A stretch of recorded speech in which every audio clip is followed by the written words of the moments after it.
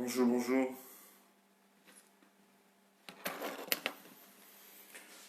Bonjour tout le monde. J'espère que vous allez bien.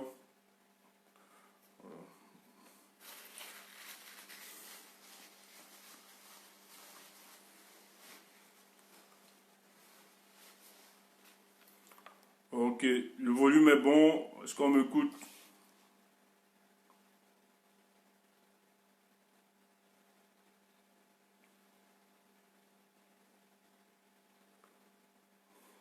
Ok, si on m'écoute, c'est bon. On partage.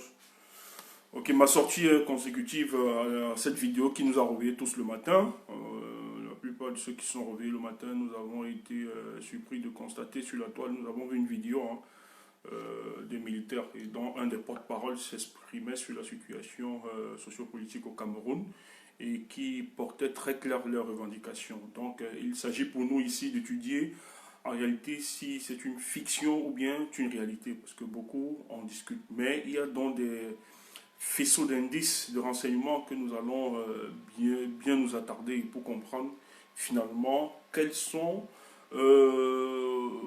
considérablement les revendications portées, quels sont ceux qui sont véritablement à l'œuvre derrière ces revendications portées par ces jeunes compatriotes.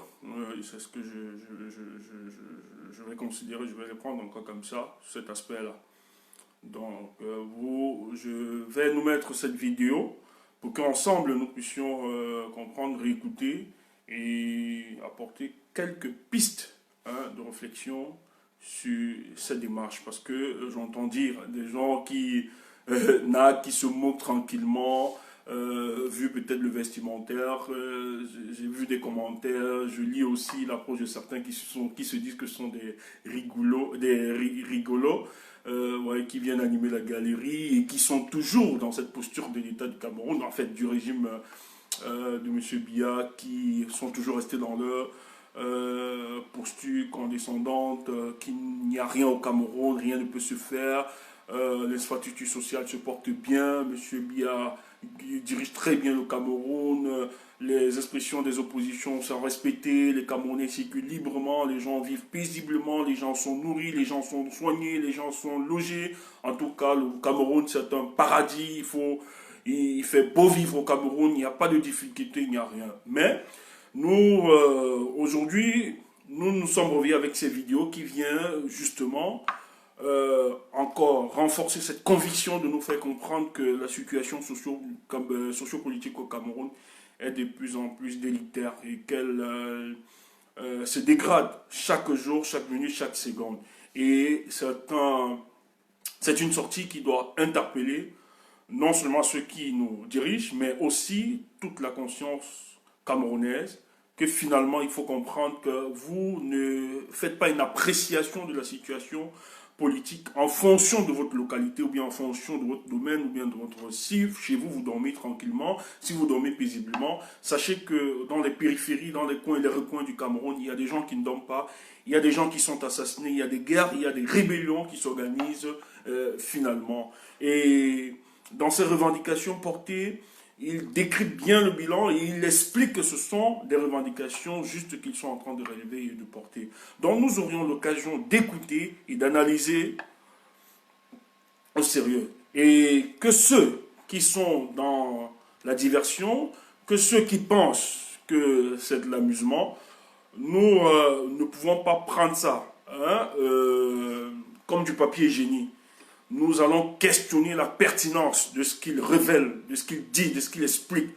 Parce que vous avez quand même quelqu'un qui a une maîtrise, une compréhension de la situation de notre pays, de son évolution, qui évoque les événements et qui évoque des situations sur lesquelles nous vivons aujourd'hui. Il a énuméré beaucoup de situations que nous sommes en train de vivre, la corruption du gouvernement, le vol du gouvernement, le gantérisme d'État qui existe. Donc, il a nommé plusieurs aspects.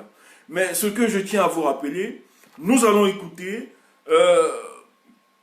ce compatriote qui s'exprime et nous allons vous dire, vous expliquer ce qui se passe en réalité. Je ne veux pas anticiper, je veux juste qu'ensemble, ça va se passer.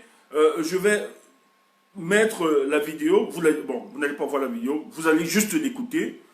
Et je vais mettre des pauses pour vous expliquer la profondeur et les origines. Et je tiens à vous rappeler que le mouvement pour la libération du Cameroun n'est pas un mouvement qui date d'aujourd'hui. Ce n'est pas un mouvement qui est né ex nihilo ou spontané. C'est un mouvement qui existe depuis. C'est un mouvement qui existe depuis. Qui était le fruit et le deal. Vous allez, je vais vous mettre, je vais mettre la vidéo, vous allez écouter et je vais bien vous expliquer. C'est le résultat d'un deal qui commence en 2011. Donc, partagez, partagez, partagez, partagez. Parce que les gens essayent de rire, les gens essayent de banaliser, ils s'amusent. Celui qui parle n'est que le porte-parole, n'est que la partie visible de l'iceberg. Mais en réalité, derrière lui, il y a toute une organisation, toute une machine politique, militaire, traditionnelle, qui sont organisées pour finalement demander... ils sont encore au niveau de la libération du Cameroun. Mais sinon pas la libération du Cameroun, ils vont acter pour la sécession du tout le Grand Nord. Donc, ensemble, tenez, on partage, j'espère qu'on partage. Ok. Donc, si vous êtes prêts, je vais mettre la vidéo. Si vous êtes prêts à écouter, on va mettre la vidéo. Et je tiens à vous rappeler que je vais m'arrêter, je vais faire des pauses. On va décrypter, mot par mot, phrase par phrase, et vous expliquer les implications politiques, traditionnelles, etc. Ok. Je lance à 200, je lance la vidéo. Donc je vous permets, je vous demande juste de partager. À 200, je lance la vidéo.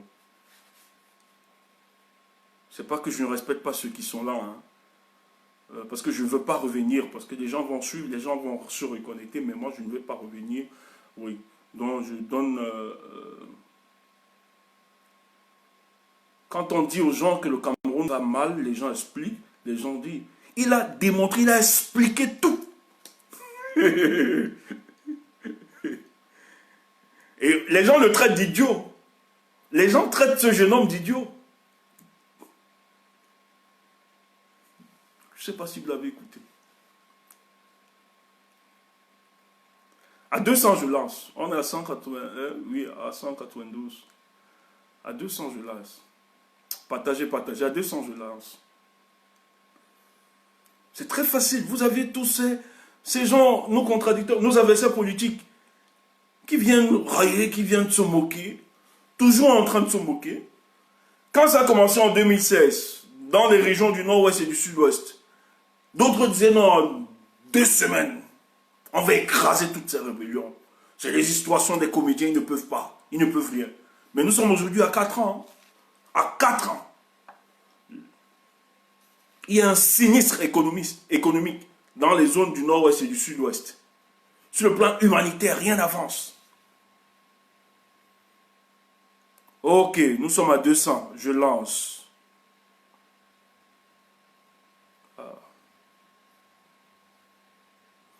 Ah ouais. Ouais. Ibrahim, je te salue spécialement. Un salut spécial. Ibrahim, salut mon cher ami et mon cher frère. Oui, on se connaît depuis. Il fait partie de notre groupe. Lorsqu'on faisait des rencontres à l'école publique pour discuter de la situation politique. Ouais, il est toujours à Douala. Ibrahim, bravo. Tu es un battant. On se rencontrait chaque soir pour discuter. Vous voyez, nous, on ne s'improvise pas dans le combat. Voilà, il y a des gens qui peuvent témoigner. Ibrahim, je te salue, je te renvoie la salutation. Ça fait quand même un bail. Essaye de m'écrire en inbox, tu me laisses ton numéro WhatsApp, s'il te plaît, Ibrahim. On va causer parce que ce fut une très belle époque, des jeunes très engagés. Ok, je lance la vidéo.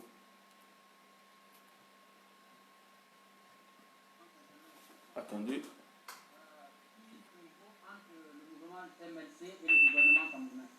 Les forces de défense et de sécurité camerounaises ont, chers compatriotes, j'aimerais à travers cette petite vidéo, j'espère que le volume est bon. Des éclaircissements concernant la situation actuelle qui prévaut entre le mouvement MLC et le gouvernement camerounais. Les forces de défense et de sécurité camerounaises ont recruté certains civils à autodéfense, camerounaises et nigérians pour nous combattre. Comme ils ont peur de nous combattre, ils ont fait venir, n'est-ce pas, certains civils, parce que moi je les appelle civils à chers compatriotes. J'aimerais à travers cette petite vidéo vous donner quelques éclaircissements concernant la situation actuelle qui prévaut entre le mouvement MLC et le gouvernement camerounais. Les forces de défense et de sécurité camerounaises ont recruté certains civils à autodéfense, camerounaises et nigérians pour nous combattre. Comme ils ont peur... Écoutez très bien. Il dit que les autorités camerounaises ont recruté les civils, les groupes d'autodéfense pour combattre le mouvement de la libération du Cameroun. Donc ça veut dire qu'ils ne sont pas méconnus par les services de renseignement et par l'État du Cameroun. On les connaît très bien. Écoutez. Donc ils ne sont pas méconnus. C'est un groupe très connu par les services de renseignement au Cameroun, connu par l'État du Cameroun. Il dit, à l'entame de ses propos, que l'État du Cameroun a recruté des groupes, des civils, des groupes d'autodéfense pour les combattre. Donc il y a un combat. Suivez. De nous combattre, ils ont fait venir, n'est-ce pas, certains civils, parce que moi je les appelle civils armés, les autodéfenses, les Dambanga. Ils se sont associés à... L'autodéfense de Dambanga. Dambanga, c'est une localité qui se trouve dans l'extrême nord, la province de l'extrême nord, le département de Logo et Chari, qui est frontalier. Là-bas, vous rencontrez les populations du Tchad, du Nigeria et du Cameroun. Dambanga, c'est une petite localité qui se retrouve dans le département de Logo et Chari. Donc, il vous situe géographiquement. C'est pour ça que je vais vous expliquer que ce mouvement n'existe pas d'aujourd'hui. Paul Biya connaît ces gars. Et ses appels, ils le connaissent. On les connaît très, très bien. Avec eux pour venir nous combattre. Mais je vous mets en garde, les autodéfenses, mettez-vous à l'écart. Nous sommes des militaires. Regardez les tenues qu'on porte. Nous ne sommes pas des civils. Nous sommes des militaires. Il met en garde les civils, les communautés d'autodéfense qu'on envoie les combattre. Il met en garde ces groupuscules d'individus d'autodéfense que notre mission, ce n'est pas vous, ceux des autodéfenses, ce peuple, vous les civils, ce n'est pas vous notre cible. Mais nous faisons cette sortie pour vous dire, cessez d'être instrumentalisés par les autorités camerounaises pour venir nous combattre. Et ils raffirment, ils confirment le professionnalisme de leur mouvement en disant qu'ils sont des militaires, en prenant référence même sur leur tenue. Donc ils ont une expertise sur les questions militaires. Écoutez la suite. Donc notre problème est entre le gouvernement camerounais et notre mouvement. Nous n'avons... Donc c'est un deal, c'est un problème. Ils le disent très clair. Que leur problème, c'est entre eux et le gouvernement camerounais. Donc, ce n'est pas un groupe qui est constitué pour s'attaquer aux civils ou bien aux populations locales. Voilà l'entame de ces propos, c'est qu'il reprécise. Donc, il ne faut pas que les populations soient instrumentalisées pour venir lutter contre eux. Et il rappelle à ces populations, aux groupes d'autodéfense, qu'ils ont une formation militaire, dont un sens du professionnalisme. Mais il reprécise que vous n'êtes pas notre cible. Notre cible, c'est le gouvernement central de Yaoundé. Pas de problème avec vous. Mettez-vous à l'écart de nos problèmes. Laissez-nous avec les forces de défense et de sécurité camerounaises. Vous n'êtes pas à la hauteur de nous combattre. Parce que les armes que nous détenons, vous ne les détenez pas. Vous ne les avez pas et vous n'avez pas la capacité de nous combattre. Si vous... Les armes que vous détenez, vous ne pouvez pas. Vous n'avez pas la capacité de nous combattre. Vous ignorez les armes que nous détenons. Donc ça veut dire que le porte-parole, parce que lui il est un porte-parole, c'est juste la partie visible de cette rébellion. Je vous ai renseigné que derrière ces individus, vous avez une organisation politique traditionnelle. Derrière ces individus, vous avez des financiers, des costauds financiers. Et quand on parle des costauds financiers, ils ont montré l'armement qu'ils ont. Ce ne sont pas des jouets. Ce ne sont pas des fabrications artisanales. Ils ont un arsenal militaire conséquent, prêt pour la guerre. Et ils reprécisent dans leur sortie qu'on les laisse affronter les forces de sécurité.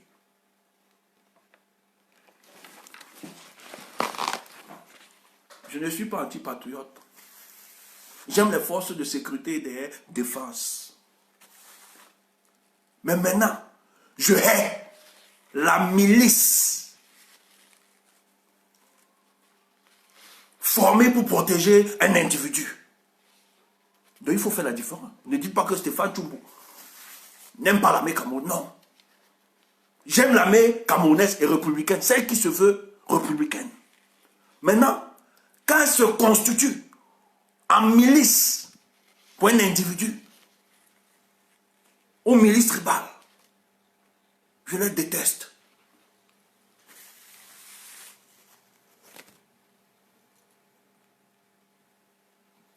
Donc, théoriquement, ce gars combat la milice fabriquée par Paul Biya pour le maintenir au pouvoir. Parce que si tu es un républicain, que le sens de la République, l'honneur de la République doit parler en toi si tu es militaire. Lorsqu'elle devient injuste, les causes pour lesquelles tu peux combattre, tu peux démissionner, tu peux fuir, tu peux partir. Tu n'as pas tué. Ne pas tuer ton compatriote camerounais en disant que c'est Paul Biya. Tu as ta part de responsabilité, même comme Paul Biya, pour lui. Beaucoup ont déserté. On a nos corps ici à Paris qui ont déserté l'armée camerounaise. Ils ont dit qu'ils ne peuvent plus accompagner Paul Biya dans cette tuerie contre le peuple camerounais. Donc moi, je différencie.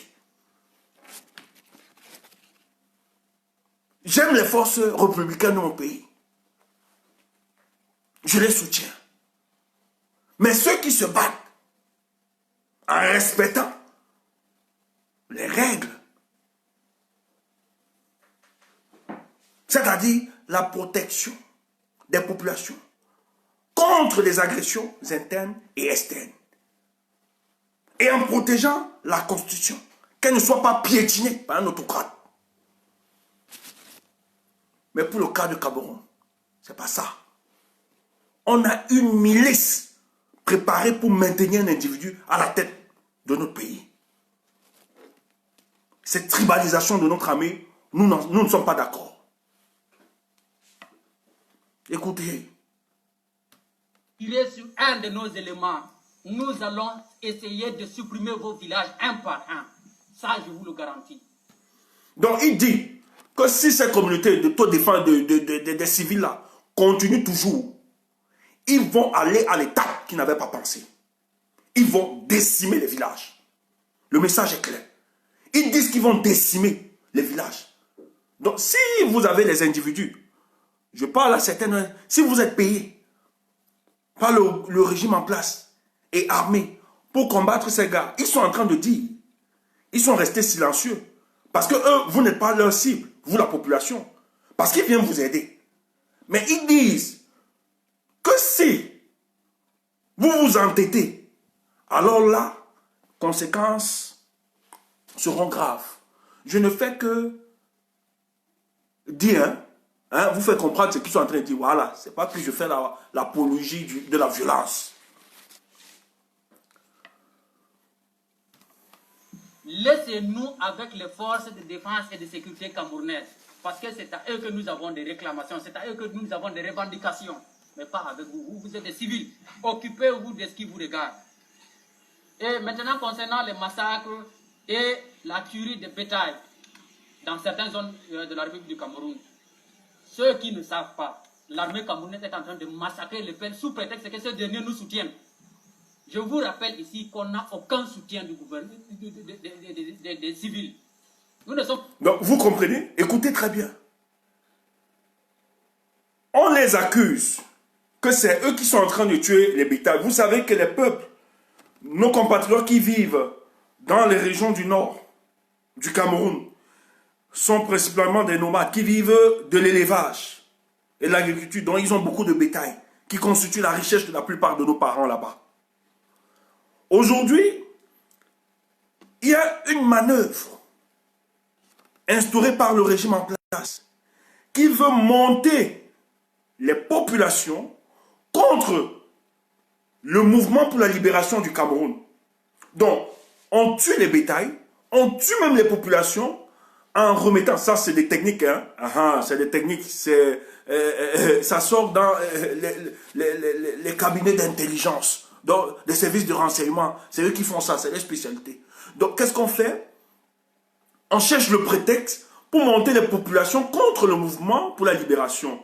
En fait, il dit ici très bien qu'en réalité, le massacre des bétails et des populations n'est pas la résultante de leur mouvement. Parce qu'ils ont des revendications claires. Eux, c'est restaurer un état de droit. Donc, ils ne peuvent pas s'attaquer aux populations qui sont fragilisées et qui souffrent de la politique du régime de M. Paul Biya. Que les bétails et les peuples qui tombent chaque jour sont le fruit d'une complicité, d'une conspiration du régime en place par les forces armées qui tuent le bétail et les populations pour mettre cela au dos du mouvement pour la libération des Camerounais, du Cameroun. Donc lui, le porte-parole, vient éclairer les populations du Nord en leur disant « Nous ne sommes pas responsables des massacres de bétail et des peuls. » Or, les peuls qui meurent, qui sont en train de tomber, ils tombent parce que les forces de sécurité et de défense estiment que les populations soutiennent le mouvement de la libération du Cameroun. Voilà. Donc ces deux douanes, ils ne sont pas responsables de ça. Parce qu'ils ont expliqué, à l'entame de son discours, il expliquait quelle était leur mission. Ils ont un problème avec le régime de Yaoundé. Les populations ne les intéressent pas. Les populations civiles. Eux, c'est Yaoundé.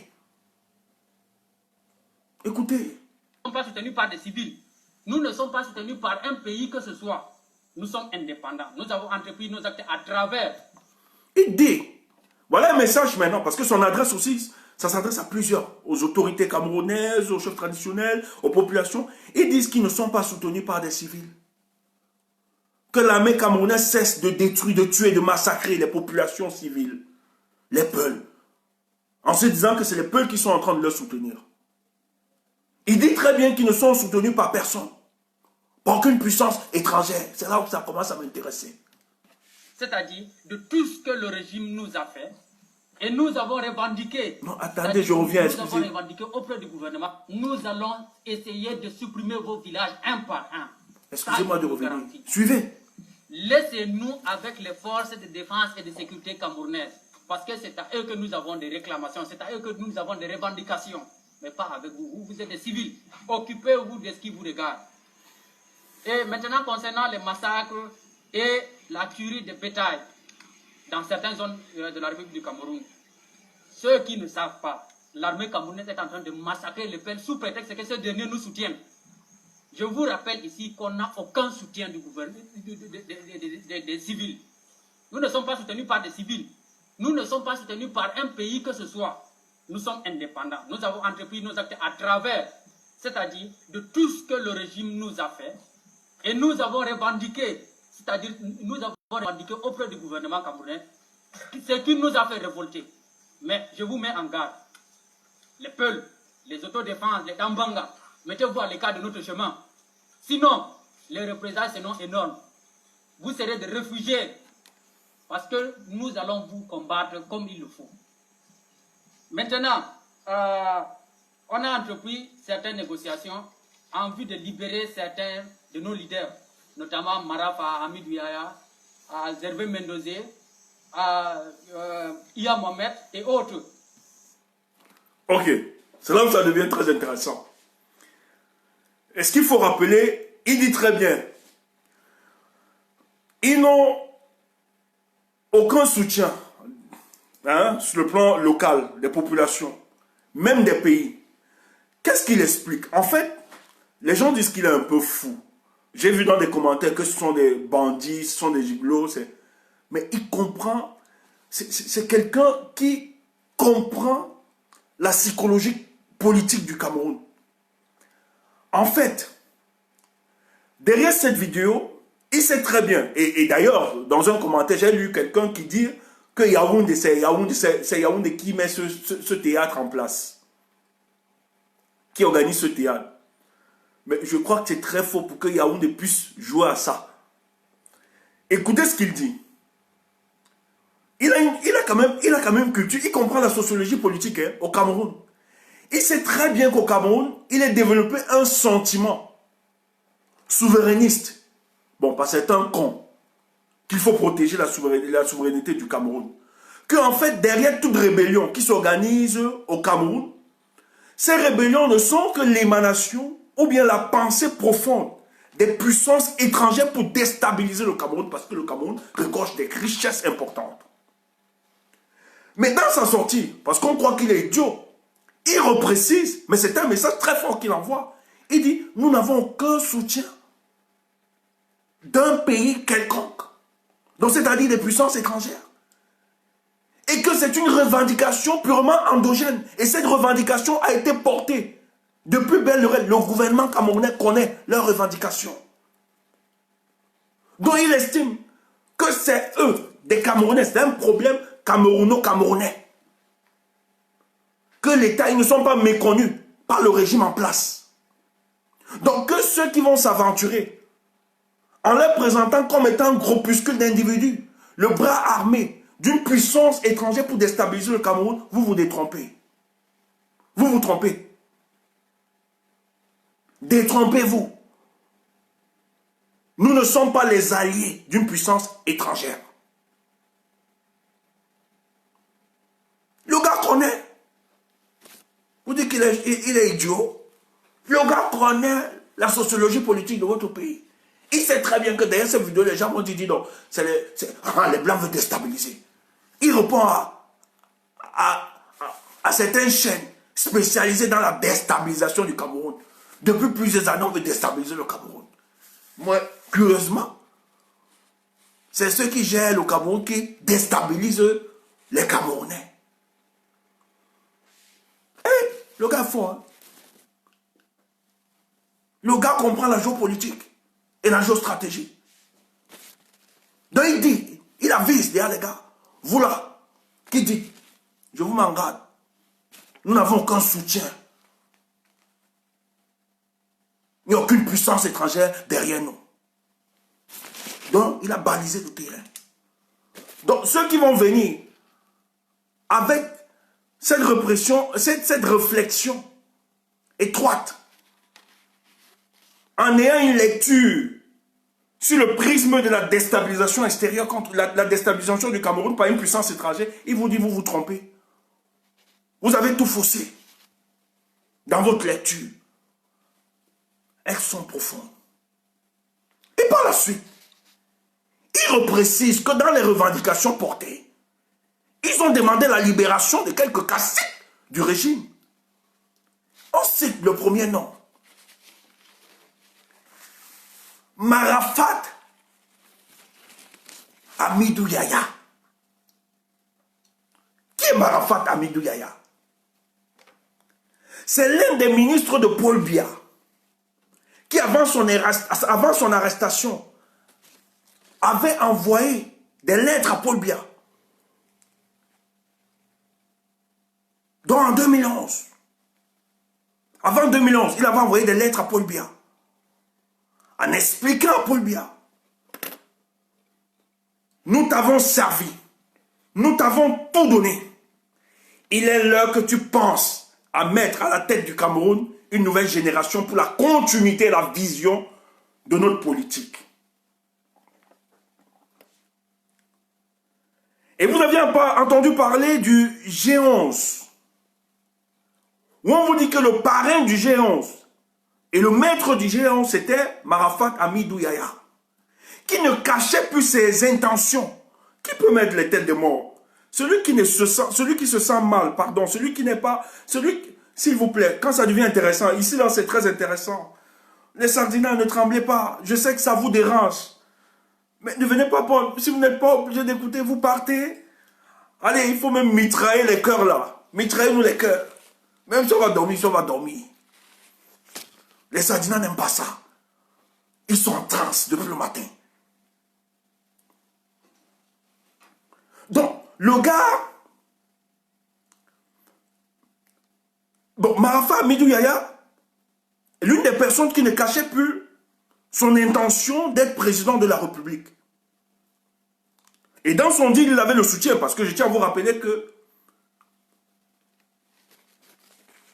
Nicolas, Paul Stéphane, Sarkozy, de Nagui de Borsa, que beaucoup ont écouté l'actualité, qui a été condamné, était l'un des soutiens de Marafat à l'époque. Et Marafat, connaissant, lorsqu'il y a dévolution de pouvoir en Afrique, il sait très bien quelle est l'implication de la France dans nos contrées. Donc il avait le soutien. Et pour lui, il était sûr. C'est pour ça qu'il démissionne en tant que ministre. Paul Biya n'est pas content de la démission. Il ne demande pas partir. Il dit qu'il, lui, il doit partir. Mais quand il partait, c'était pour se préparer à être président de la République. Mais Paul Biya a utilisé la politique du tigre. Même lorsque Marafat était chez lui, Paul Biya le consultait pour la nomination, pour refaire son gouvernement. Il demandait les propositions et les conseils du ministre Marafat, en le rassurant. Donc Marafat, dans ce deal international, savait très bien qu'il avait un soutien, qu'il pouvait être. Et je tiens à vous rappeler, celui qui met sur la place publique, en fait, celui qui renseigne Paul Biya du complot qui est organisé, c'est Omar Bongo. Lorsque Omar Bongo s'en va faire allégeance à Nicolas Sarkozy, où Nicolas Sarkozy lui dit très bien que, il dit donc je ne suis pas très content de ton compatriote. Il paraît qu'il a beaucoup financé mon adversaire Ségolène Royal. Hein, qu'il voulait beaucoup plus Ségolène Royal et moi il n'a pas machin truc. Mais tout au contraire, tu as quand même des gens autour de lui qui m'ont envoyé parce que Marafat était de ceux qui portaient, parce que vous savez que lorsqu'il y a élection en France, hein, pour le financement occulte des partis politiques, lorsqu'il y a, c'est automatique. Donc les présidents africains financent, que ce soit la droite, que ce soit les partis politiques là-bas, hein, pour garder leur image, pour assurer la continuité, hein, de leur pouvoir. Ils sont obligés de financer tous les partis politiques, tous les candidats, hein, des partis politiques françaises, afin qu'on ne les embarrasse pas, parce que la France a une politique. Donc, pour le cas de l'élection, Paul Biya avait envoyé l'argent pour Ségolène, mais il avait envoyé les Marafat pour donner à Sarkozy. Quand Marafat est venu, Marafat a tenu ce discours à Sarkozy que vraiment, au niveau du Cameroun, le président Paul Biya, nous sommes en politique, le président Paul Biya n'est plus d'accord à se prêter à ce jeu de financement occulte des partis politiques. Lui, il veut s'asseoir, il a autre option. Mais nous, c'est ces acolytes, nous, hein, Tout au lieu de sa personne, nous avons estimé qu'il fallait t'accompagner dans cette démarche-là. Apporter notre part de contribution pour que vous puissiez financer votre campagne. C'est comme ça que le rapprochement entre Sarkozy et Marafa était tellement fort. Et Sarkozy, donc, dans cette vérité, c'est pour ça que Paul Biya avait très peur. Lorsque Kadhafi était renversé, Barbeau, il savait très bien que ça devait s'organiser. Je me rappelle, lorsque nous avions organisé les marches pour le printemps avec les Kawala, etc., et beaucoup de partis politiques que je ne vais pas citer pour le cas du Cameroun, nous avons été fouettés et arrosés de l'eau parce que Paul Biya avait peur que ce soit le déclenchement du printemps camerounais. Parce qu'il savait, parce que sur Sarkozy menaçait tous ces dictateurs. Même si, aujourd'hui, on n'est pas très convaincu parce qu'il a... Et quand il parlait menacer certains dictateurs, il y a des véritables dictateurs que Sarkozy devait nous aider à chasser. Mais tout au contraire, il a chassé des véritables souverainistes. Et c'est pour ça que nous n'allons jamais lui pardonner cela, en tant qu'Africains. Parce que les gens comme les Kadhafi, les gens comme les Barbeau qui se battaient véritablement, voilà ce que Kadhafi est allé, parce qu'il savait très bien que ceux-là travaillaient pour empêcher cette influence française. Or, Marafa, dans ce même deal, a donc tout le soutien, ou l'Élysée le soutient terriblement. Lui, il est sûr qu'il sera président de la République, c'est pour ça qu'il démissionne. Mais entre-temps, dans cette option, je tiens à vous rappeler que c'est Marafa connaît très bien. Il est l'une des personnes qui a participé à élaborer toutes les orientations assassines, toutes les orientations politiques assassines du peuple camerounais. Il connaît de quoi est-ce que, il connaît comment ça fonctionne, il connaît comment le régime fonctionne. Et il sait très bien que Paul Biya n'a jamais pensé à laisser le pouvoir. Paul Biya n'a jamais pensé qu'un jour il va abandonner cela. Et dans cette option, Macron savait que, Marafa Amidou Yahya savait que dans le but de se préparer comme candidat à l'élection en 2011, ou bien de permettre à une transition politique, il savait très bien que Paul Biya ne pouvait pas organiser un jeu démocratique pour qu'il y ait une transition politique au cas du Cameroun. Donc il fallait donc coaliser avec le mercenariat international. Et comment ça se fait? Je vais vous expliquer. Pour ce mercenariat international, vous aviez entendu, pour ceux qui écoutent l'actualité camerounaise, en février, déjà, oui, ça a même commencé en janvier. Mais en avril 2012, au Cameroun, 600 parchidènes ont été abattus dans le parc de Babangida, au nord Cameroun. Je ne sais pas si vous vous rappelez de cet événement. Mais dans les notes de renseignement, et je me rappelle à l'époque, j'étais consultant pour une chaîne. Et on travaillait pour des renseignements avec certains spécialistes des renseignements camerounais, certains experts. Et lors du recoupement de cette information, nous nous rendons compte que c'était un mercenariat international qui était organisé pour venir déstabiliser le régime de Yaoundé. Ils sont entrés au pays. Vous allez comprendre les implications. Les Mébengos ne sont pas en prison pour rien. Il y a trop d'implications. Je ne vais pas m'attarder. 600 parchidènes ont été abattus. Ceux qui se rappellent, en avril 2012. Pourquoi? C'est parce que Paul Biya en 2011 fait un forcing. Il se représente. Et puis il organise, c'est un spécialiste des hop-dop. C'est quelqu'un, c'est comme ça que ça fonctionne. Il est formaté comme ça. C'est un spécialiste des hop-dop. Il a organisé cet hop-dop, il s'est focalisé, il a empêché toutes les parties qui pouvaient véritablement conquérir. Il a stoppé tout le monde. Il a neutralisé la sphère politique camerounaise. Et il s'est imposé. Il a été nominé, parce qu'il faut rappeler qu'il n'a pas été élu. Il a été nommé en 2011 à l'élection présidentielle, se maintenue. Ce qui a donc fâché les groupes du G11. Dans le deal du mercenariat international, où vous aviez les Soudanais, les Tchadiens, etc. Parce que lui-même, ce gars, explique dans la vidéo. Les gars donc descendent, parce qu'ils étaient autour. Vous savez que nos frontières sont poreuses. Vous avez une porosité au sein de nos frontières, dont les rébellions, les groupes armés peuvent circuler tranquillement. Et à l'époque, avec le Tchad, ce n'était pas cette alliance, ces accords qu'ils ont signés dernièrement, les accords bilatéraux qu'ils ont signés dernièrement, là, ce n'était pas ça. Il n'y avait pas vraiment des accords. Donc la liste était peureuse et au début, on soupçonnait même Déby d'être le chef de la déstabilisation, comme il avait fait en Centrafrique, etc. Voilà donc ces gars qui descendent, parce qu'ils doivent attaquer Yaoundé. Biya, étant informé de la situation, anticipe le deal, où il y a des contrats qui sont réorganisés. La France profite pour négocier. Et la France décide au nom des accords militaires qu'elle va devoir intervenir. Ces gars dont ont les informations et ils posent donc le diagnostic, ils s'en rendent compte, les responsables, ceux qui appellent les mercenaires, décident que non, si nous descendons à aller attaquer Yaoundé, la France risque de nous bombarder, nous empêcher. Donc ce qu'il faut faire, nous allons trouver d'autres solutions. Donc les commanditaires de ces rébellions demandent à cette rébellion de retourner, de repartir, de ne plus attaquer. On annule l'opération. Les bébés reconnaissent, les bébéngos, l'ancien ministre de la Défense, ils savent, ils connaissent ce deal. Tous là, les caciques, la plupart, le groupe de du G11, sont au courant de cette histoire. Lorsque les Soudanais, tous ces mercenaires-là, parce qu'il y avait aussi des Camerounais à l'intérieur, qui étaient recrutés, lorsque ces mercenaires d'autres contrées décident, parce que c'est leur business, le travail du mercenariat, ce sont des armées informelles organisées pour déstabiliser des États qui ne sont plus à dos de s'entêter avec certaines puissances, etc. Donc c'est tout un mécanisme. Et ils sont sous-traités, ils sont payés. C'est un deal international. Lorsque ces mercenaires décident de retourner, parce qu'ils avaient cette colère, cette rage, parce que ce sont des enfants qui sont drogués, des jeunes qui se droguent, etc. Ils voulaient donc décharger la fureur, la colère, parce qu'ils venaient à battre. Ils venaient pour une guerre, ils venaient à battre. Alors, au retour, ils décident de s'attaquer sur les parchidènes, les éléphants, les 600 parchidènes que nous avons dans le parc de Babadjida, ou qui sont tués, et où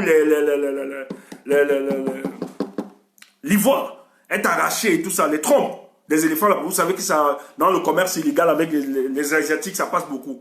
Donc les gars tuent ça, ils se disent, bon, voilà un peu la récompense de notre butin, ces gars n'ont pas voulu qu'on se défoule, on va se défouler sur ces parchidènes. Voilà comment ils tuent les parchidènes. Donc là, une note de renseignement, l'État camerounais est très bien informé qu'en fait, parce qu'il y avait aussi la menace de Boko Haram, je tiens à vous rappeler, qu'en fait, c'était des mercenaires qui venaient prendre Yaoundé. Mais au nom des deals et des accords, des tractations qui ont été faits avec la France a pu stopper ça. Et ils ont vu que si la France s'impliquait, les gars ne devaient pas aller à bout.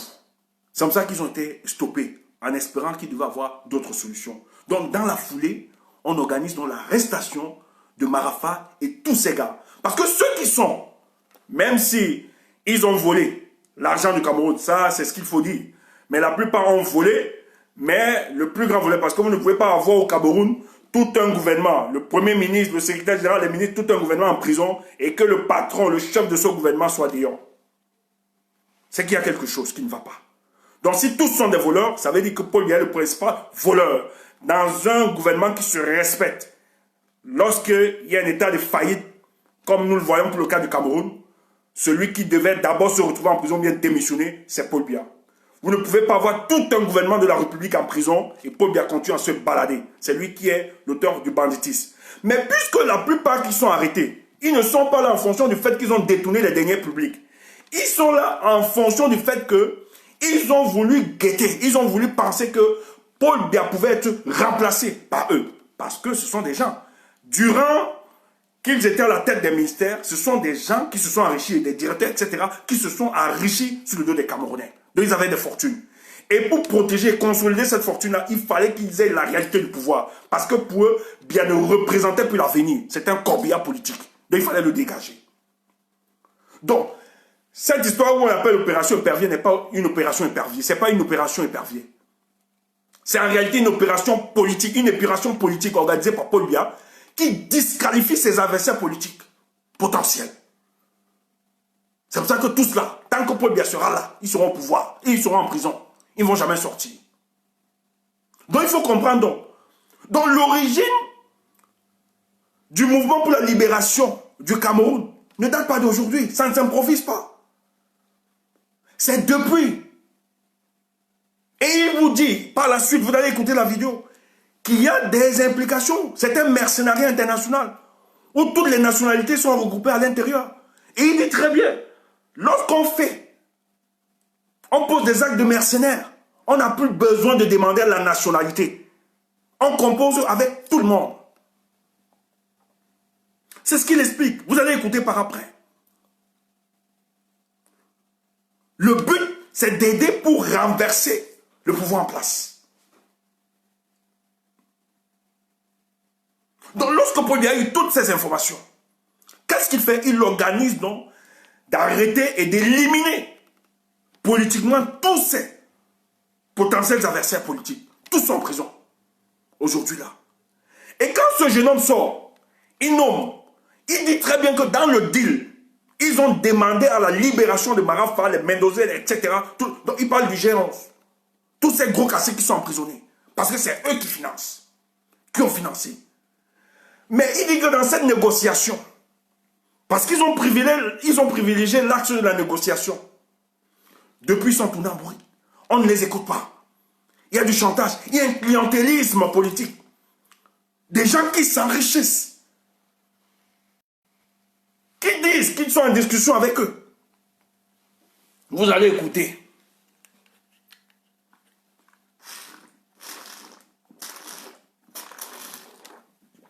Excusez-moi. Écoutez. Donc vous comprenez que le mouvement pour la libération ne date pas d'aujourd'hui. Ça date depuis. Et il nomme les noms des boss. Il y a même les boss dans la société civile. Mais ce sont les forces qui dormaient, endogènes, qui sont restées. Et ils sont restés. Ce sont nos compatriotes. Et ils sont restés. Ils ont privilégié l'axe de la négociation. Ça ne marche pas. Maintenant, ils estiment que c'est l'argument des armes qui va s'exprimer. Et pas. Et les gens viennent insulter. Non, c'est des plaisantins. Ok, ce sont des plaisantins. Mais vous verrez, continuez toujours. Mais je tiens à vous rappeler, depuis ce matin, il y a une équipe de spécialistes, des militaires, des renseignements qui sont dépêchés. Comme vous, les Sadina, vous venez insulter, vous gueulez. Depuis le matin, cette histoire, il y a des trembles, ça bouge. On a dépêché des experts. Il y a des rencontres qui vont être faites. Autorités traditionnelles, politiques, etc. C'est l'histoire, vous dites que ce sont des plaisantins. Il y a des bousculés. On a dépêché des émissaires depuis ce matin. Et les gens viennent bavarder. Continuez. En tout cas, nous on fait ce que nous devons faire. Éclairer la lanterne du peuple camerounais. Écoutez la suite. Mais le gouvernement camerounais est en train d'utiliser, c'est-à-dire nos cerveaux. Le gouvernement camerounais croit qu'il peut nous piéger. Il dit qu'on peut bien être un boulanger. Il utilise un autre. Donc, il peut bien être un boulanger. Qu'est-ce qu'il dit? N'est-ce pas? Pour venir à bout de notre mouvement. Mais nous mettons également certains individus. Donc il dit que ici, le régime de Yaoundé joue sur la montre, sur le temps. Donc dans la négociation, on promet oui, ça va se faire. Mais entre-temps, il joue sur le temps et il cherche à décapiter le mouvement.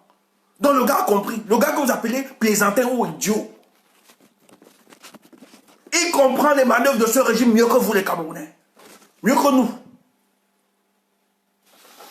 Mieux que les patriotes.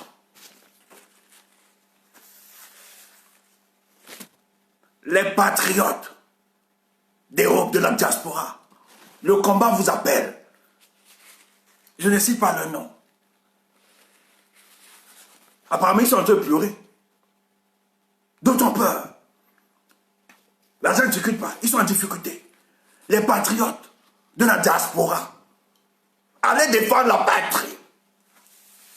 L'un vous appelle. Défendez la patrie. Prouvez que vous aimez la patrie. Et il a dit que venez sur le terrain. On sera sur la balle, connaît la formation.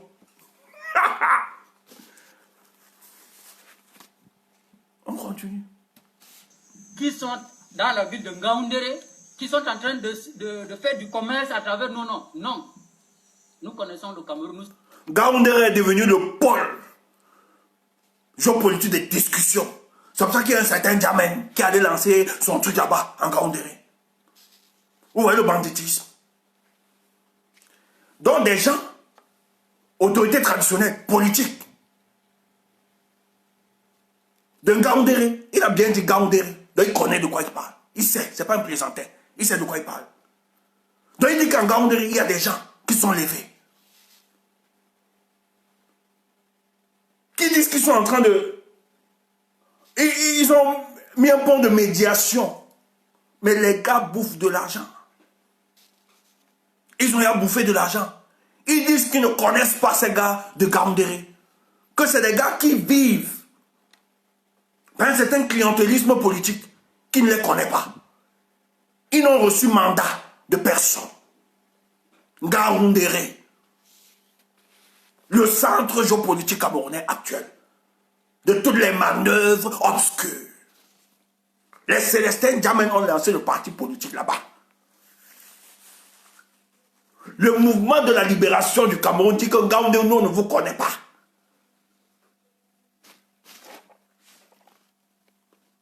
Ce pays-ci, vous allez voir des choses. Avant qu'on ne dégage Paul Biya, il y a des choses qui vont se faire, qui vont se passer dans ce pays. Vous allez voir.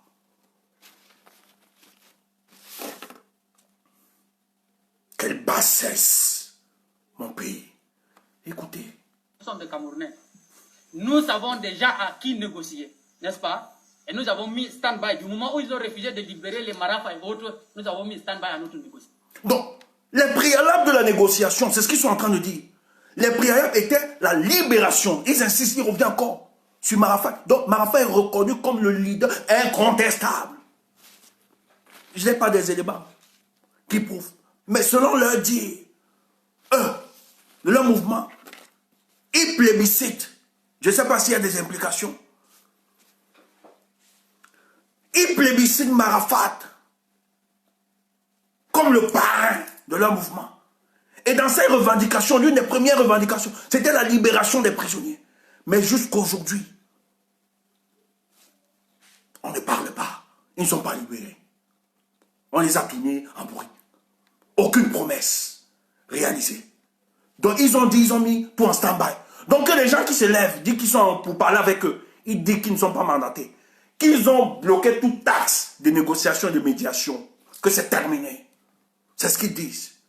Ce n'est pas moi, Tchoumbou. Je ne fais que présenter la situation au peuple camerounais qui est inquiété. Donc ceux qui continuent de dire, n'est-ce pas, d'aller mentir au gouvernement camerounais que nous continuons toujours de négocier avec eux, ça c'est faux. Donc il y a des gens qui sont contents de l'état de développement de notre pays, qui sont contents des conflits qui existent, qui sont contents de la naissance des groupes de rébellion. Il y a des gens qui ne vont jamais travailler dans le but de pacifier notre pays, de réconcilier les Camerounais entre eux. Il dit très bien que des gens vivent un clientélisme. Ils font croire qu'ils sont en pourparlers avec eux, alors qu'ils ne le sont pas. Donc il y a des gars, il y a des gens qui gagnent derrière toutes ces guerres, derrière toutes ces manœuvres, derrière tout ce qui se passe au pays. Il y a des gens qui ont fait de ça leur capital pour vivre. Ça va être dur pour le cas du Cameroun. On continue. N'est-ce pas? Certains sorciers, n'est-ce pas, viendront ici nous parler que nous sommes des étrangers et autres, que nous sommes des Éthiopiens, nous sommes des Soudanais. Oui, qualifiez-nous de tout ce que vous voulez. La nationalité ne compte pas dans une rébellion. Ça, vous devrez le comprendre. Nous avons ici parmi nous des mercenaires de toutes, c'est-à-dire de toute nationalité. Donc c'est un mercenariat international. Il dit que ça ne compte pas. Je vous l'ai expliqué tantôt. N'est-ce pas? Et de ça, certains viendront nous parler également de notre financement, que nous sommes soutenus par les forces exogènes, par les forces étrangères et autres. Voilà quelqu'un qu'on dit qu'il est idiot, que c'est un plaisantin. Il connaît la rhétorique qui est développée au Cameroun. Les forces exogènes. En relation incestueuse avec les forces endogènes pour déstabiliser. Le gars sait, il connaît l'actualité. Et il connaît même les chaînes qui font l'amplification de telles rhétoriques. Mes cops, les rebelles, vous connaissez mes cops. On ne nomme pas les contemporains. Donc ils disent que les sorciers là qui vont s'aventurer,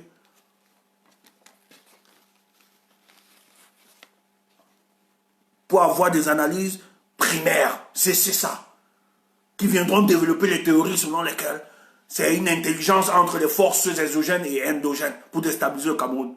Il dit fermez là, vous êtes des sorciers, c'est ce qu'il dit. Le gars connaît la sociologie politique de notre pays. Bon. Aucun soutien étranger. N'est-ce pas? Mettons ça au clair. Au clair. C'est parce que le régime de 40 ans de pouvoir, n'est-ce pas, a choisi de nous combattre. Et nous le combattons aussi. C'est à travers nos propres moyens que nous avons entrepris ces démarches. Et ça ne fait que commencer, ce n'est qu'un début. On n'a rien commencé, on n'a rien entrepris, mais dans bientôt, les choses sérieuses vont commencer. N'est-ce pas? Le gars, il est tellement cohérent. Il dit qu'il n'a encore rien entrepris. Hein. Donc les gars ont même privilégié l'axe de la négociation.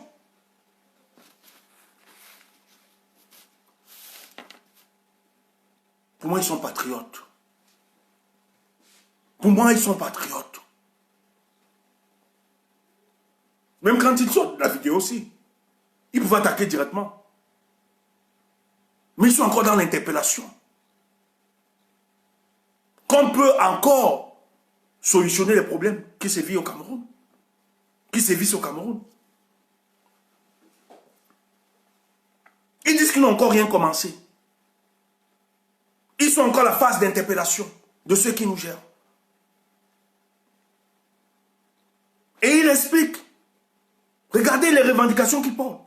Il dit, mais notre mal, notre mobilisation aujourd'hui pour restaurer l'état du droit au Cameroun, c'est qu'on ne peut pas cautionner que quelqu'un prenne en otage pendant 40 ans notre République. Voilà les éléments qui nous donnent de nous mobiliser aujourd'hui. Et il explique, écoutez, il donne argument pour argument les faits d'actualité réels, ce que nous combattons chaque jour. Écoutez. Ils vont vous dire que nous nous sommes rebellés parce que nous sommes des voleurs. Les voleurs plus que les douaniers qui sont entre Garoua et le Nigeria. Des voleurs plus que les douaniers qui sont entre Garoua et Ngaoundéré.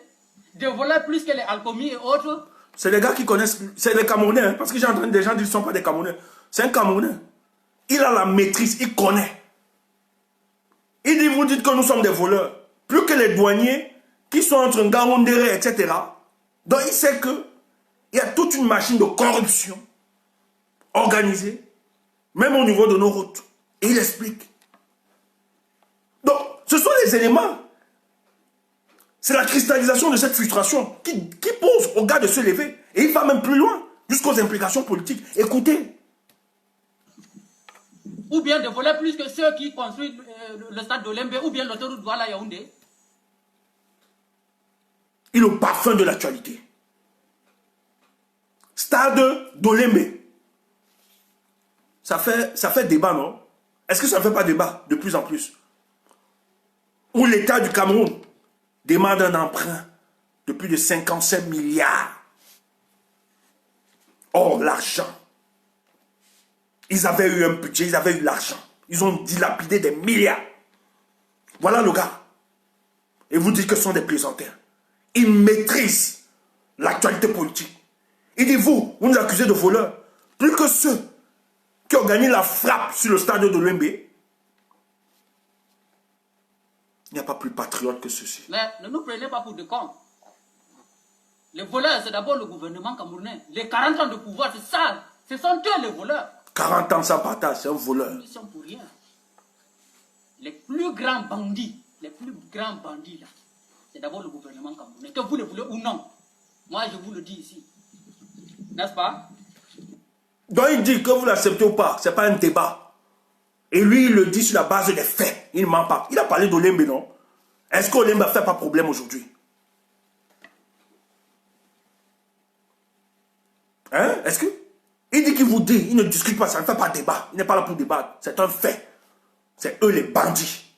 Et il prend comme exemple le stade d'Olembe.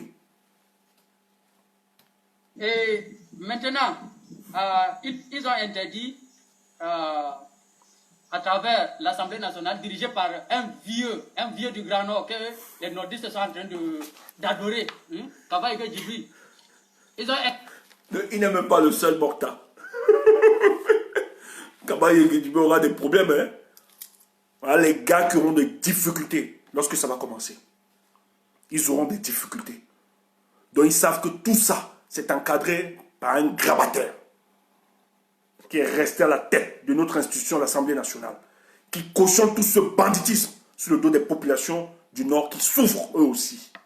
Et il interpelle. Donc Kaba Ige est aussi co-responsable de la situation délétère de l'État du Cameroun. Interdit les manifestations. Quand tu manifestes, tu es considéré comme un terroriste. Voilà, écoutez, maintenant, on va manifester avec les armes. N'est-ce pas? Voilà, écoutez. Et maintenant, ils ont interdit, à travers l'Assemblée nationale, dirigée par un vieux du Grand Nord, que les nordistes sont en train d'adorer, Kaba Ige Djibril. Ils ont interdit les manifestations. Quand tu manifestes, tu es considéré comme un terroriste. Les nordistes sont en train d'adorer. Je pense qu'il se réfère à la vidéo qui a circulé, à la photo qui a circulé sur le net. Vous avez un député du parti de Issa Chiroma s'agenouille devant Kaba Ige Djibril comme un jeu. Il dit que les nordistes sont en train de l'idolâtrer. Il est un dieu pour certains. Et écoutez la suite. Ok, maintenant on va manifester avec les armes. Si nous n'arrivons pas à manifester librement... Donc il dit qu'on empêche... Voilà quelqu'un qui maîtrise la situation. Il maîtrise. Il dit qu'on empêche les gens de manifester pacifiquement. On refuse. Je crois que c'est Gandhi qui le disait. Je crois que c'est Gandhi si je ne me trompe pas.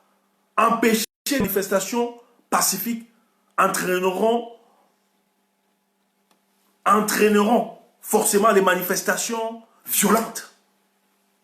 C'est pas Mandela ou bien c'est Martin Luther, je ne me rappelle pas, entre ces auteurs.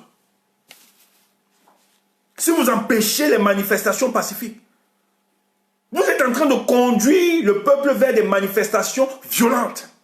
Et il dit que c'est ça. Donc le gars justifie le principe, il dit, c'est parce que nous avons un régime qui est resté soliloque, qui se parle, qui s'écoute elle-même, qui ne veut pas écouter les autres voix. Et c'est ça qui justifie la radicalité de nos compatriotes. Et il énumère par des illustrations. On va manifester avec les armes. Comme vous voulez la loi du plus fort, on va engager ainsi. Et c'est ainsi qu'on va manifester maintenant. À partir de maintenant, le Grand Nord, vous avez interdit le mouvement 10 millions de nordistes. Ok, il n'y a pas de problème. Mais nous allons maintenant manifester avec les armes. Nous allons revendiquer nos droits. Au lieu d'aller manifester pacifiquement, comme vous nous avez interdit cela, on va manifester avec les armes. Il n'y a pas de... Et on revient sur le mouvement de Ngatama. Le mouvement de 11 millions de nordistes. Qu'ils ont empêché. Ils ne veulent pas. Parce que c'est un mouvement qui estime que eux aussi, vous savez, quand j'ai en face des gens qui soutiennent, quand les gens soutiennent Paul Biya, défendent mordicus la politique de Paul Biya, j'ai envie de vomir. Et il va l'expliquer d'ailleurs.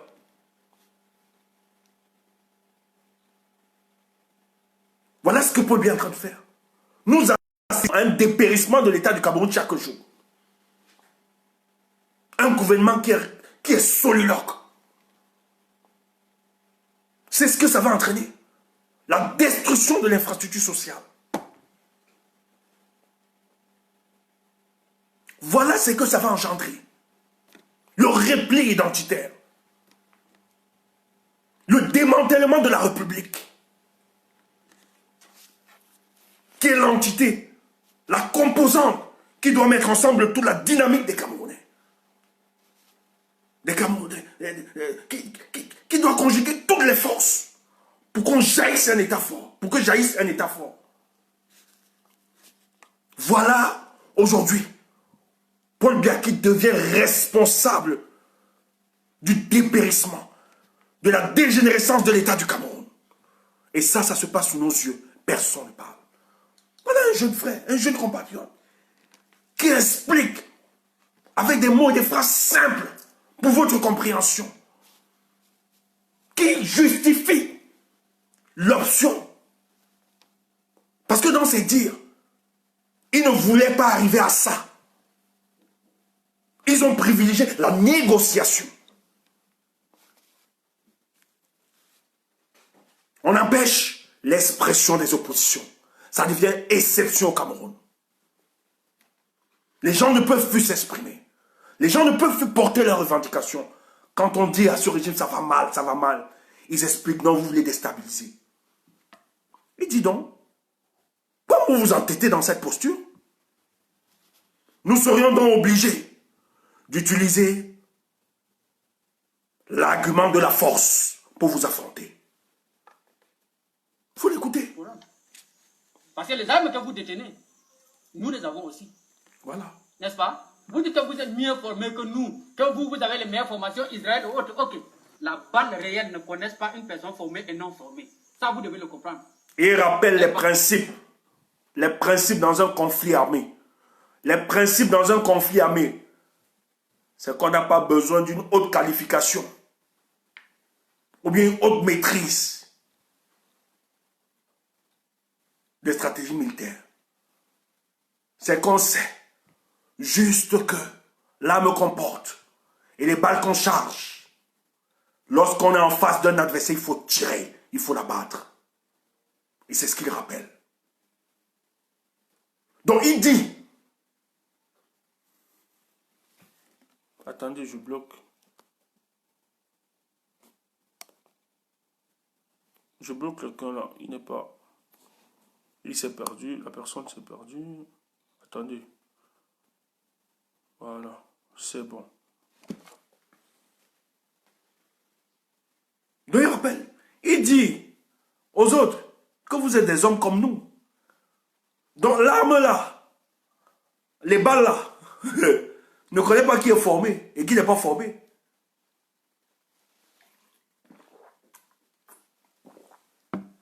Donc quand vous nous simplifiez, vous nous méprisez, vous dites aux politiciens de Yaoundé que non, ce sont des petits plaisantins, des petits bardeaux, des voyous. On va les aimer. Il dit donc, nous sommes armés. Vous avez des armes sophistiquées, nous avons aussi des armes sophistiquées. Donc nous vous attendons. Comme vous croyez que c'est du bluff, nous on vous attend. C'est sur le terrain que ça va se juger.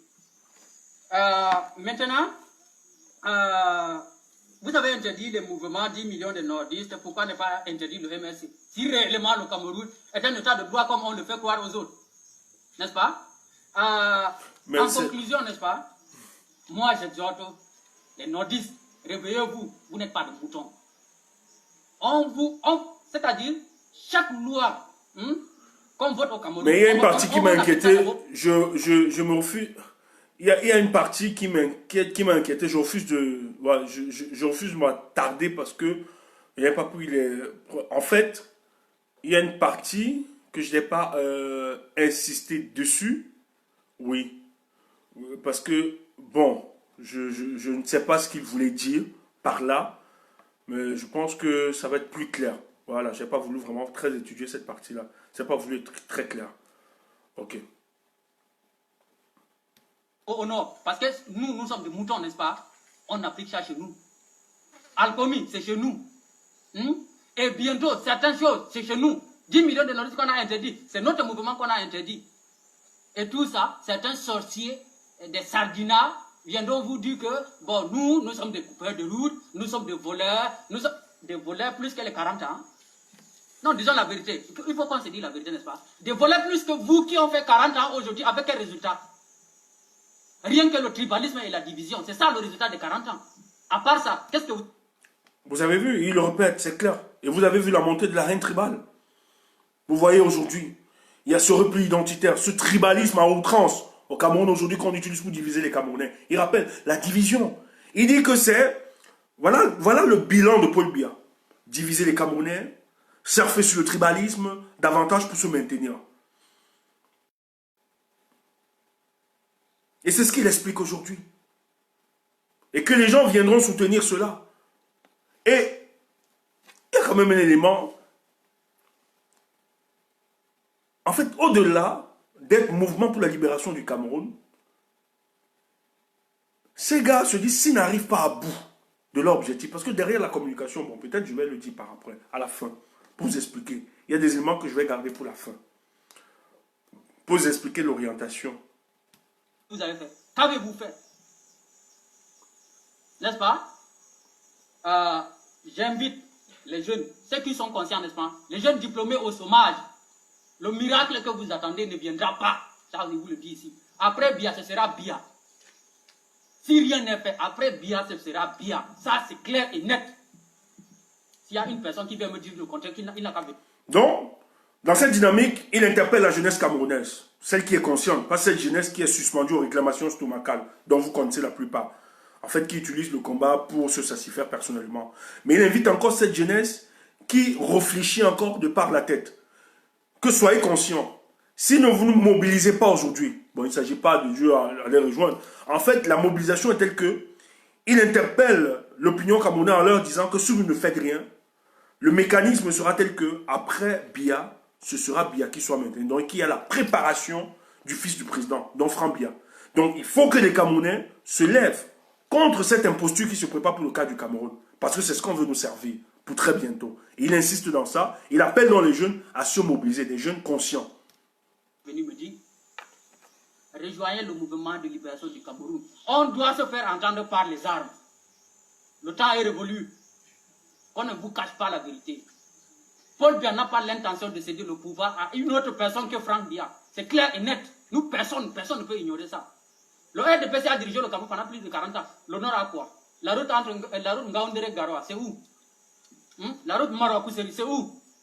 On a quelle industrie aujourd'hui au Nord? On a tout démoli, n'est-ce pas? Et chaque jour, on nous considère comme des moutons du Nord. Ok, comme ils ont dit, nous sommes des moutons du Nord. Prouvons-le que nous ne sommes pas des moutons.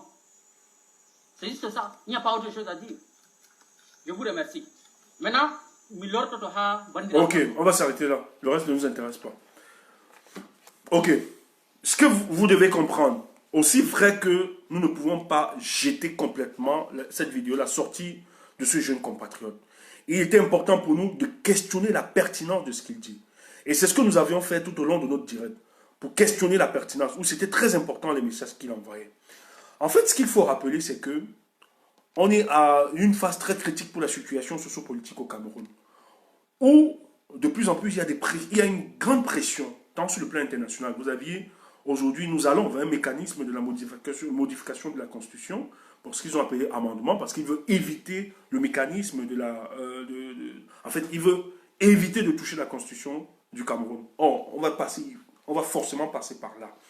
Donc, la plupart des politologues qui se projettent, ceux qui font un peu de la prospective politique, savent très bien que les semaines ou les mois qui viendront seront décisifs pour le cas du Cameroun. Parce qu'en fait, après 4 ans de guerre dans le nord-ouest et le sud-ouest, il est démontré à suffisance qu'aujourd'hui, la situation devient de plus en plus catastrophique pour le cas du Cameroun. Donc, il faut sortir de cette impasse politique que vit le Cameroun aujourd'hui.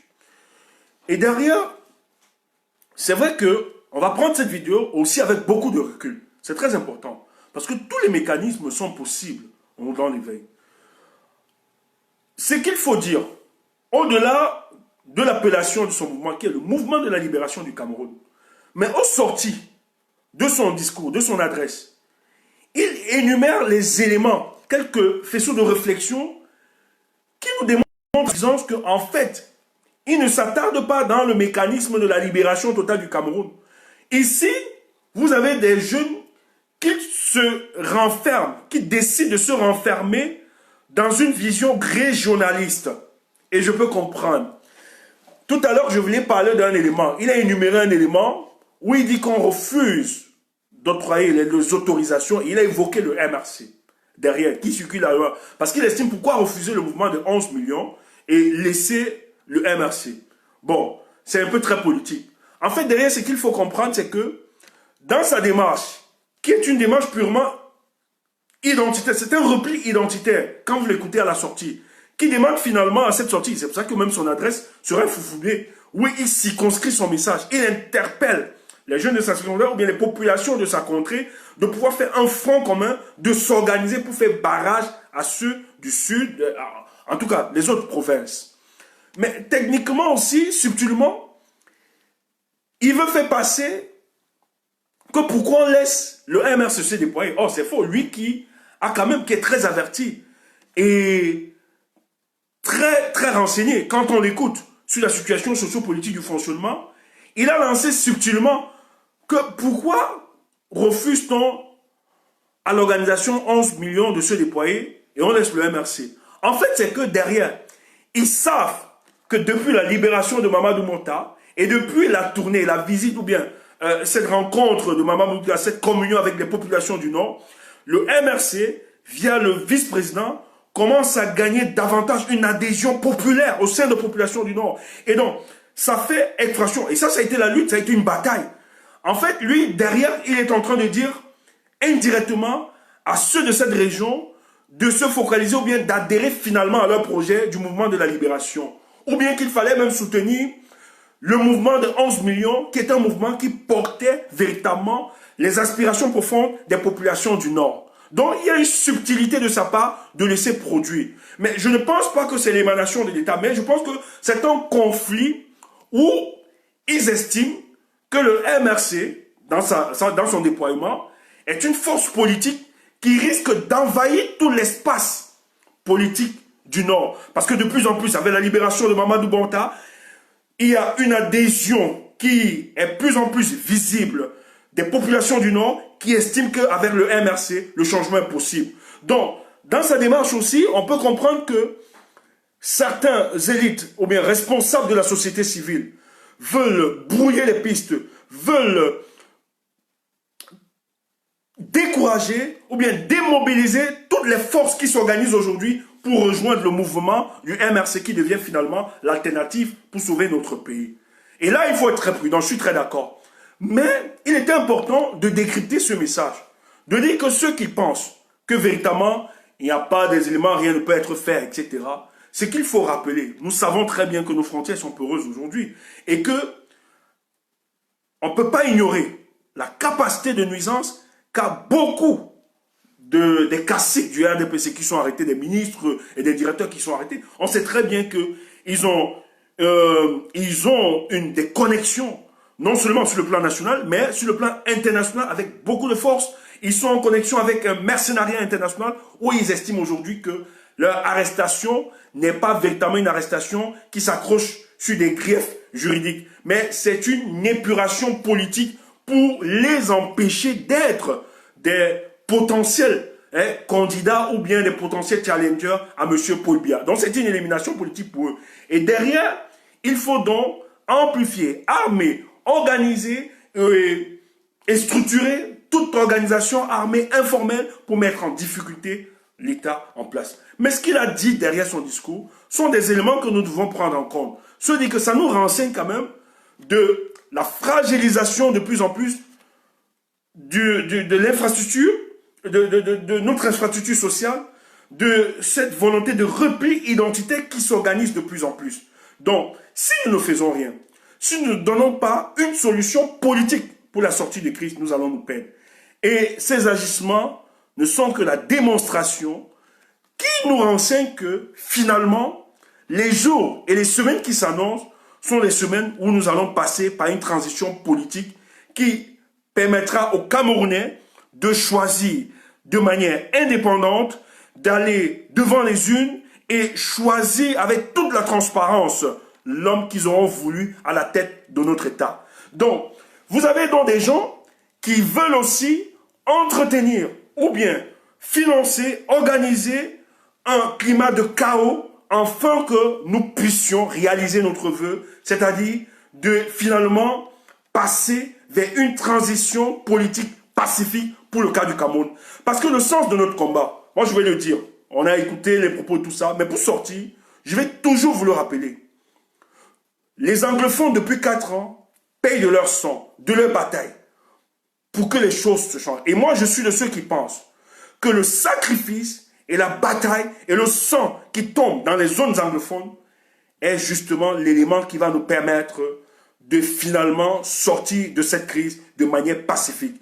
Et donc nous sommes en train de travailler, et c'est bien pour tous ceux qui travaillent, tant sur le plan officiels, qu'officieuses, etc., tous ceux qui sont en train de travailler, il faut travailler dans l'option, dans l'optique que nous puissions mettre en difficulté ceux qui ont pris en otage l'État du Cameroun, mais par de voie pacifique.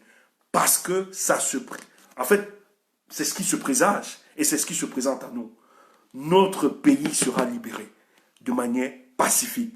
Parce qu'il y a des implications aujourd'hui sur le plan international qui estiment qu'après 4 ans de conflit et de guerre, Biya a échoué, a raté, il faut solutionner cela.